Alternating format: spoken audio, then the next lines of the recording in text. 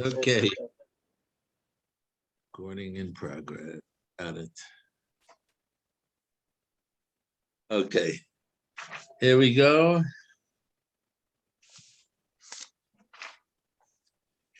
I think we, Ron, do you remember where we, We're up to, we were saying, I don't remember, a couple I days should ago. leave a place. I should leave a place. We were talking, and last time it was about how to do, something about doing tshuva for like sins that you don't necessarily feel bad about, or things about habitual sins and things to that effect. Right. So we were talking about averis that are hard to do tshuva on. Yeah, And ben adam lechaver, ben adam lemalkaim, and where one was. Okay, I assume you have a safer. Or you don't have a safer, Ron. No. I do torsion ball pay here Oh, it's with the wisecracks. okay. There are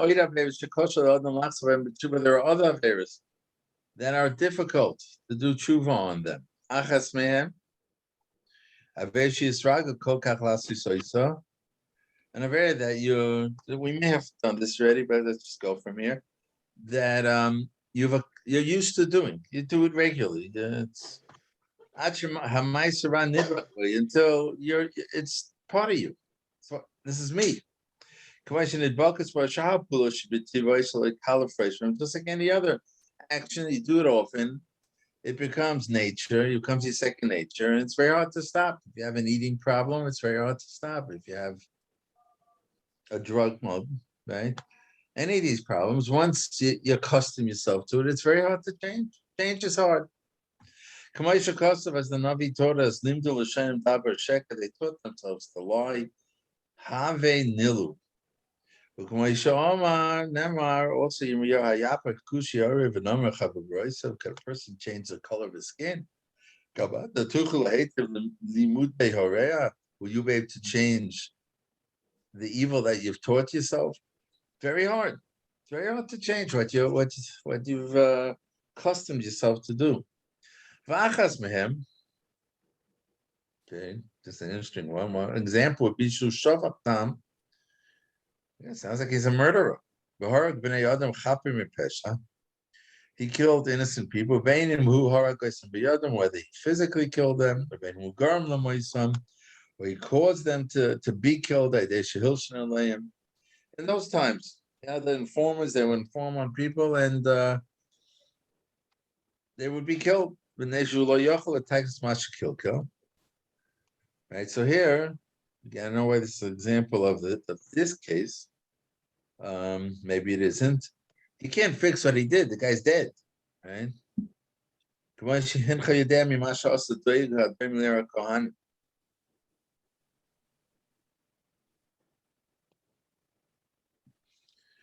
Like Doeg Adomi. Doeg Adomi is the one who said Lashon Hara about David HaMelech to Shaul. And he said that there was a city in Eretz called Noiv, it was a city of Kohanim, and Shaul was upset with David. He felt he was a murdered B'malchus, he was rebellious. And he told him that this city, they helped David. First, he caused them to be killed. So Shaul kills out the city. And Doeg was the cause of it because it was Rechilas. At the end, it seems Doeg himself was involved in the final process of killing them.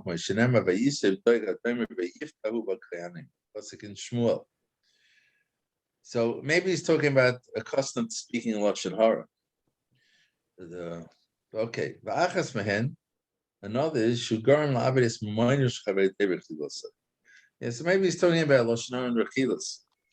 Whether because he Rechilas, it had such an extreme result that it caused people to be killed, or cause people to have a loss of money. That's very common. If you could, it's a fine line. You talk bad about a company, a food establishment. and people hear about it and they stop going. That's just lashon hara. Lashon hara, rechilus, lashon hara. Nei shalom ha'ilu ve'atshuva ad shifaisis chaveri. That you can't do tshuva on such a thing until you appease the person, or day moment, paying him, or day shiachni esatzim lefanav, but you humble yourself, yivakshmen esloyachloi, and ask the person to forgive you. V'limchol el chatov. It's very hard. Human nature. You know, even if you decide you did wrong, to go now to a person and humble yourself, say what you did, and ask for mechila.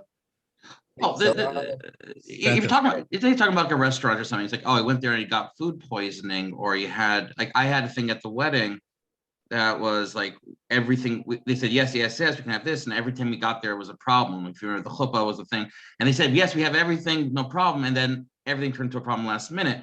So like, it was obviously a very frustrating experience, but at the same time, I didn't want someone else that like, don't go to these people for a wedding, you'll have a horrible experience. Right. So would that be the same thing? So look, this it's a very, like we say, narrow bridge, a very narrow line, because though you're not allowed to speak rechilas, when it's l'toyeles, when it's for a benefit, you're obligated to speak it. So if you knew someone specific, perhaps, who was looking into that wedding hall, you know, perhaps you'd have to be careful what you said, but you would be able to share with them the problems you had. You know, to you say, could say the same thing about shidduchim, dangerous, the minefield. When someone asks about shidduchim, it's a minefield. So hard to know what you're allowed to say and what you're not allowed to say, because a lot of it is subjective. A lot of the personality type of stuff is you. It's how you know, you get along with them, you don't get along, you find that has no objective meaning to the boy or girl who's going to go out with them. You know, they're different people. It's very very careful. You have to very careful. On one hand, you have to, especially like if you know, right? There's rules, and even books written about it already. You know, if there's a hidden medical situation that's serious, that a normal person would not go into it because of that. So there is an obligation to tell the people, even if they don't ask you. Well, they're hiding. The yeshiva sent out something a while ago on this, like what you can say, what you can't say, especially in the world of shidduchim. And but some of the things seemed insane. Like, you can lie about, or you don't have to do anything about the age. Like, if the girl's older than he is, then you don't have to say that before the wedding. I'm like, is that I was like, if that's a reason that would stop the wedding, maybe they shouldn't be getting married. You know what I mean? Like, it seems so. But it really isn't. I'm assuming that's why it said it there. My grandmother was older than my grandfather. You know, my daughter's dating boys that are younger than her. Okay. It's a very you know, it's not an objective fault, and it's not something that really should be a difference in the marriage. Right? It's you go out, you like each other, so you like each other. Well, you know, you're gonna lose that one birthday party because he's older than you thought, then he'll die a year earlier. You know, it just, I don't know. Let me tell you, it's a minefield. It's a minefield. What you're really allowed to answer, you got to ask a rav when you're faced with the questions. I always try to dodge them. To what? I'm sorry? I try to dodge. I try when someone calls me. I say, you know, I try to send them to somebody else. I don't really know, because there's so much stuff that is not real. You might think it really isn't. You know, my favorite question always is when they ask, does he have a Rebbe or not? So then if the person doesn't have a Rebbe, what do you tell them? Good question. Like, you know, even this, does he know how to learn? So sit down and ask him. Sit down and learn with him. How can I decide what you think he doesn't know how to learn? When I went out, my wife decided. It was very, I don't think it is anymore, but my wife, that the prospective father-in-law would, so to speak, learn with the guy, test with the guy.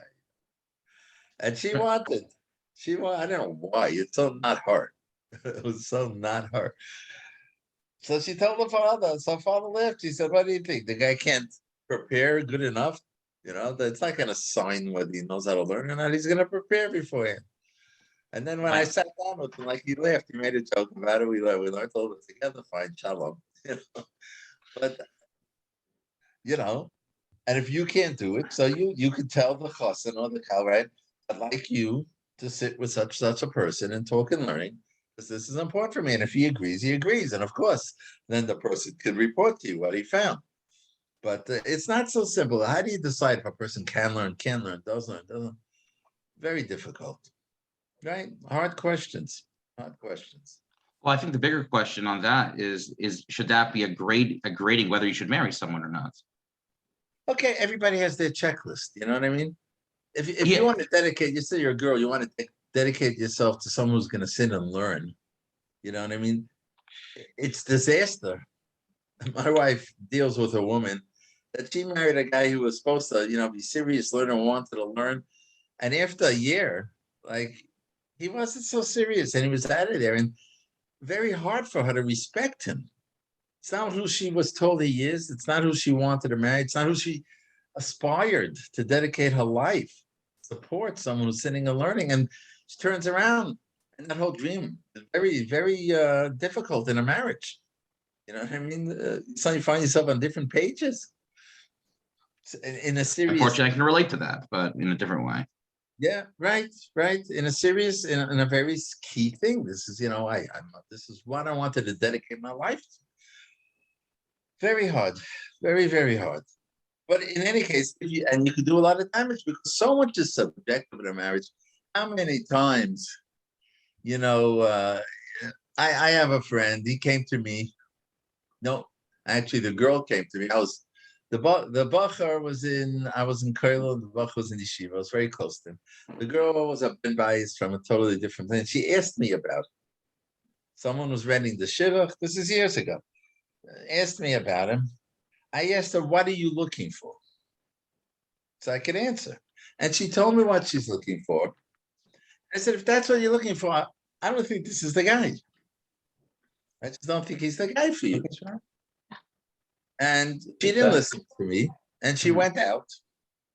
And they're happily married with grandchildren. So it's so subjective how I saw the guy and how she saw the guy. So it's very, very tricky. And a lot of things you can't say. That's true by Shidduch. A lot of things you can't say. But let's say you did cause someone a loss, a damage through what you said. You have to appease him. And you have to ask him to forgive you.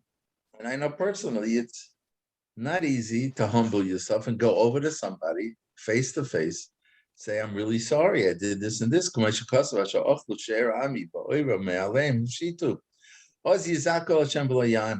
if you don't appease him, Hashem, there's no tshuva. What happens if you transgressed? You were over on a rayas, a relationship that causes a mamzer and there's a baby, and it's a mamzer. Can't undo that. That baby is a mamzer. He's genetically, spiritually flawed. He could be, and he is. The Gemara says, a mamzer tamachacham is greater than the Kohen Gadol Amoritz. But he can't marry certain people. It's like taking those tests. You don't match. The result could be disastrous. So you're not allowed to marry. Allah. Right? But he can't anymore remove this situation. The Efshal attacking a Sakilko can't correct what he messed up.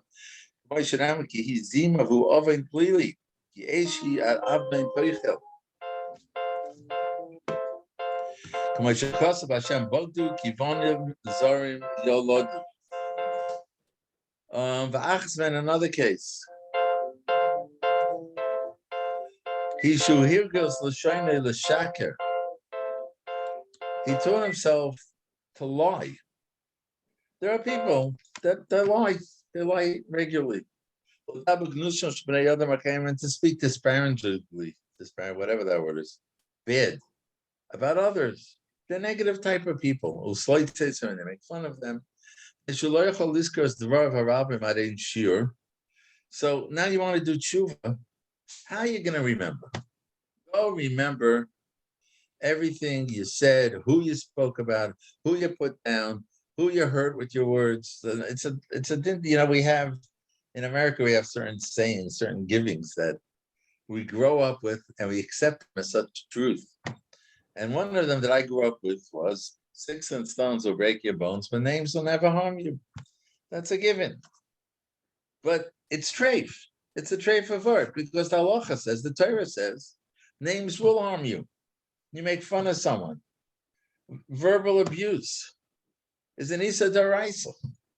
And it leaves scars. Today they know how many kids are messed up because of verbal abuse, not physical abuse, of verbal abuse. It's not true. Names will harm you. And maybe even worse than sticks and stones could break your bones will heal. They heal, and you're all better. You go physical therapy, and you're all better. But the wounds of that verbal abuse, of how they made fun of you, how there was the bully in the class made fun of you, could mess someone up for the rest of his life. Now, how someone like that who did these type of things do tshuva? How is he going to remember every person he hurt? He already forgot who he spoke about. But upstairs, they didn't forget anything. Every statement he said is written down. It says in Tehillim,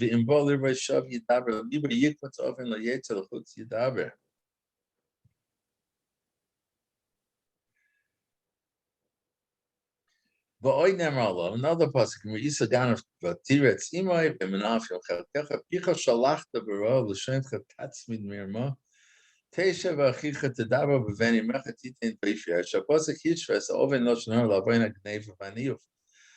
he's bringing this pasuk to show us that the pasuk compares the avera of speaking lashon hara with stealing and illicit relationships. And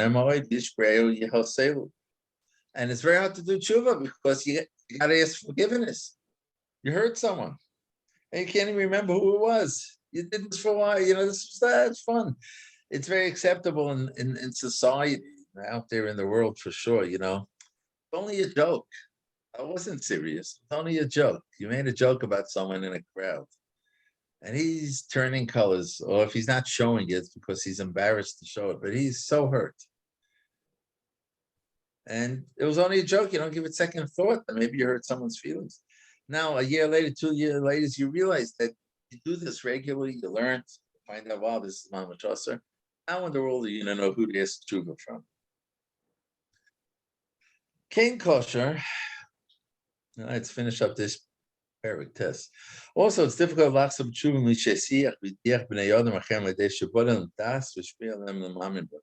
if you influence people to do wrong.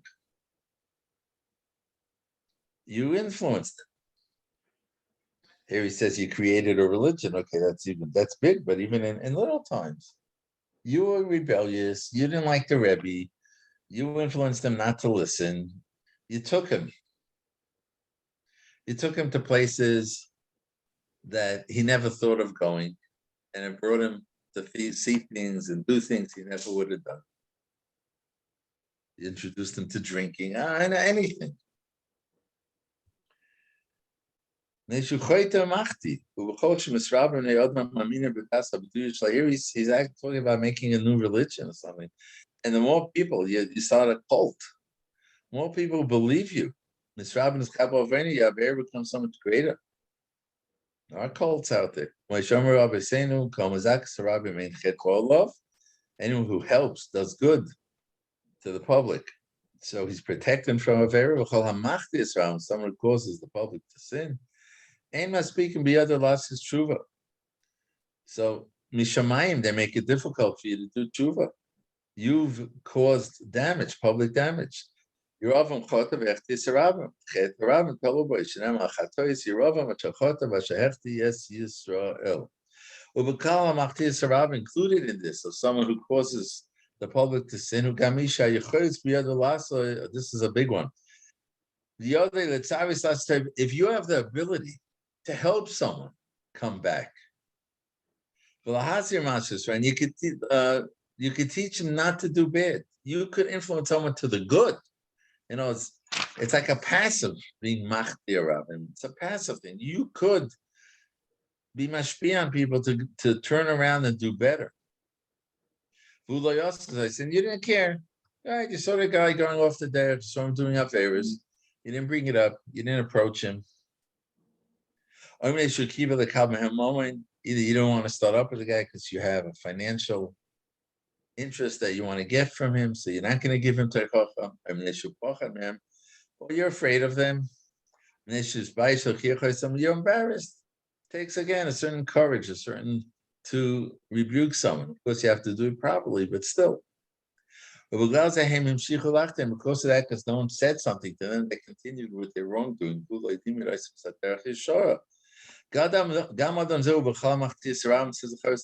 included in someone who causes somebody to sin. And you're going to be held responsible for those affairs because you could have changed it. As the Navi says, you didn't speak to teach, to warn the Rasha, and I'm going to hold you responsible. All right, Rabbi Isai. We're going to start a mission tomorrow. Tomorrow is Shabbos, Sunday. Oh, Shabbos. Well, yeah. Sunday, Perik Yud. Perik Yud. So how do you do? How do you do? All right. Shirley. Go ahead. Good to see you. Likewise, Ravi. Take care. Have a wonderful night. Thank you so much. You too. Take care. Take care. Bye-bye. Yeah.